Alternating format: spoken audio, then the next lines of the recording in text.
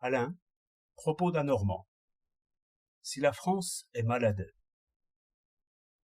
La France est entourée de médecins à lunettes, qui hochent gravement la tête, et qui, après avoir palpé et ausculté l'intéressante malade, se disent entre eux: elle est bien bas, elle n'ira pas loin.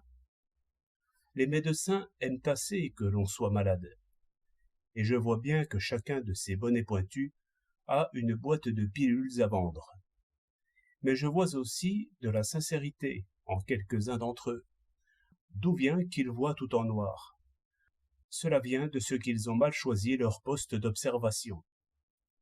Ils ont tous couru à Paris, comme des papillons à la lumière.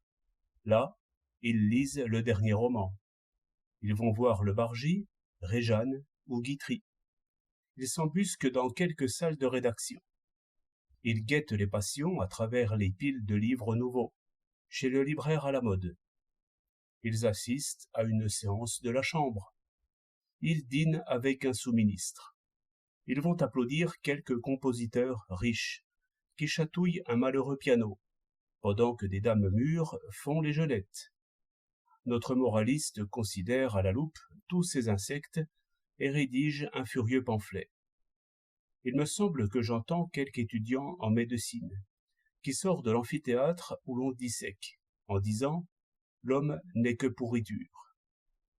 Ami, la France est grande. Si je t'emportais une belle nuit, à travers l'espace, et si je te déposais à flanc de coteau, au bord d'un petit bois plein d'oiseaux, d'où tu pourrais voir le fleuve paresseux enveloppé de brouillard, les fumées du village, et la terre brune qui craque sous l'effort de la charrue, tu verrais comme les matins sont beaux. Tu verrais autre chose que des fleurs en pot, autre chose que des passions stériles. Oui, sans doute, tu verrais des amoureux, des ambitieux, des jaloux, des ivrognes, et du fumier dans les sillons.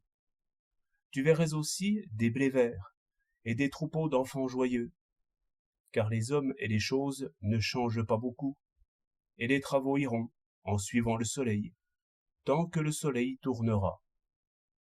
Mais n'allons pas si loin. Une grande ville donne d'autres concerts que ceux que tu entends, et d'autres spectacles que ceux où tu vas perdre tes soirées. Le vieil institut lui-même, tout moisi qu'il est, prend un air de gloire au soleil couchant.